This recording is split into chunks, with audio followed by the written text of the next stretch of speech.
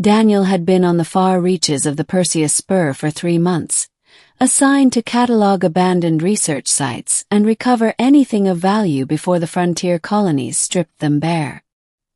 His survey vessel Peregrine wasn't large, but it was outfitted with everything a lone human needed: drones, scanners, and more coffee packs than he'd ever admit to his quartermaster. The outpost on Vera 9 was supposed to be routine. The logs said the facility had been abandoned after a containment breach, and that a Class Red life form had been terminated during the incident. Daniel had seen worse. Most abandoned sites were half-collapsed shells filled with mold, malfunctioning generators, and the occasional scavenger nest. But this one, it was different. The jungle had grown thick around the skeletal walls, swallowing antennae and docking arms like prey. The air shimmered with humidity, and the sounds of distant predators echoed through the green gloom. His drone scouted first, buzzing through collapsed corridors, mapping, sampling, and feeding him a holographic overlay. "Looks dead," Daniel muttered to himself. "Just how I like it." It wasn't until the second day of salvage that he heard it, deep in the sublevels, below collapsed labs and storage bays. A sound that didn't belong. Rumble. Low. Guttural. Live. Middle. At first, Daniel thought it was machinery, a generator or reactor still coughing after decades of neglect. But the drone's sensors said otherwise. Movement. Pulse. He descended carefully, stepping over broken beams and curling roots until he reached what had once been a containment chamber. The reinforced doors were split open, claw marks gouged into the steel. The logs hadn't lied. Something big had been here, and something big was still here. It lay curled against the far wall, massive frame heaving with shallow breaths, black hide mottled with scars, claws like broken swords, a head crowned with jagged bone ridges. The infamous beast of Vera 9. Daniel froze. Every survival instinct screamed at him to run, to seal the doors, to call in orbital bombardment if he had to. The Council had labeled the thing uncontainable for a reason. Reports claimed it had killed dozens before being sacrificed.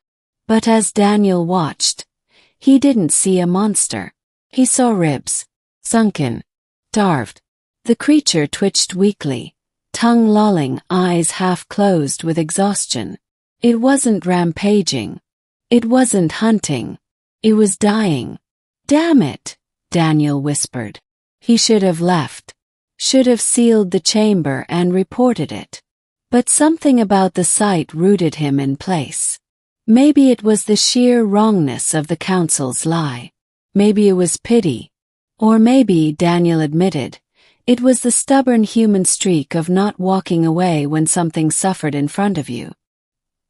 He backed up slowly, rummaged through his pack, and pulled out a ration bar. Protein heavy, flavored vaguely like chicken. He crouched low, broke off a piece, and tossed it across the floor. The beast's nostrils flared. Its golden eyes cracked open, slitted pupils narrowing on the food. For a heartbeat, Daniel thought it might lunge. Instead, with surprising delicacy, the beast extended its muzzle and nudged the morsel into its jaws. Chewed. Followed. Daniel's chest loosened. "Well," he said quietly, "guess you're not done after all." Over the next days, Daniel returned again and again. He brought more food, water packs, even dragged in a portable medkit to spray regenerative foam over the worst of the beast's wounds. The first time he touched it, just a cautious brush of his hand along its coarse hide. He expected claws through his chest. Instead, the creature rumbled deep in its throat. Not a growl, something closer to a purr. "Yeah," Daniel chuckled nervously. "You're welcome." He started talking to it during his visits. It wasn't like anyone else was listening. He told it about his home back on Luna, about the ocean he'd never seen, about the smell of fried noodles from the market stalls in Tranquility City. The beast would watch him with those golden eyes, unblinking like it was drinking in every word. Sometimes it nudged him gently with its massive head, almost knocking him over. Sometimes it curled closer when he sat near. And one night, when a storm rattled the broken walls of the outpost, Daniel found himself resting against its side, warmth radiating through the cold stone. A bond had been forged. Fragile. Impossible. But real. Conflict. News didn't stay buried forever. A patrol ship intercepted Daniel's routine data burst, noticed irregular energy readings from Vera 9, and rerouted a full Council security detachment to secure potential anomalies. The message came in the morning. Expeditionary Recovery Operative Harker. Stand by for Council arrival. All Class Red encounters are to be terminated on site. Non-compliance will result in disciplinary action. Daniel stared at the message until the words blurred. Terminated. Again.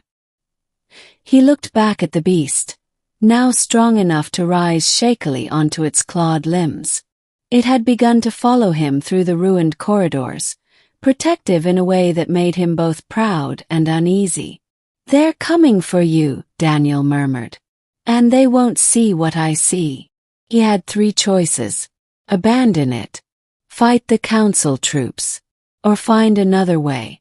Humans weren't always the strongest species in the galaxy. Not the fastest, not the most advanced.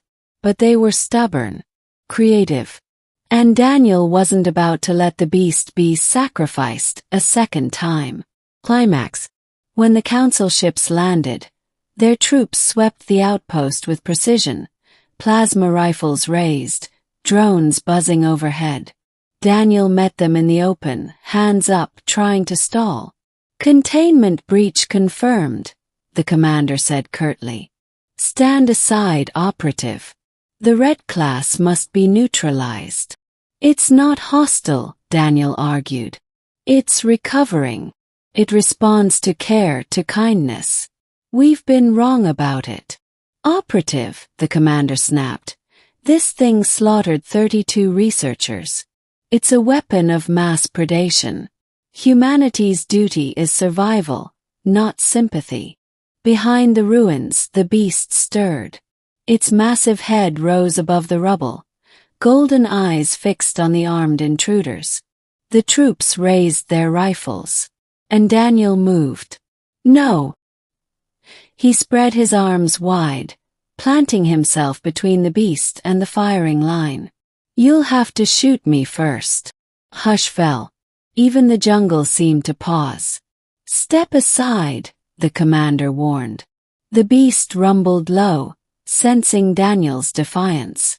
And then, to everyone's shock, it lowered itself behind him, pressing its muzzle gently against his shoulder like a hound seeking comfort. The sight froze the soldiers. For decades, the Council had spoken of this beast as a mindless terror. Yet here it was, calm as a companion, deferent to a single human. "This is what you couldn't see," Daniel said, voice steady. "Not a monster. A survivor. Not rage. Loyalty. If we can tame the stars, we can learn to live with what scares us. Humanity doesn't just destroy, we heal." The silence stretched. Guns wavered. And then, slowly, the commander lowered his weapon. "Stand down," he ordered. Ending.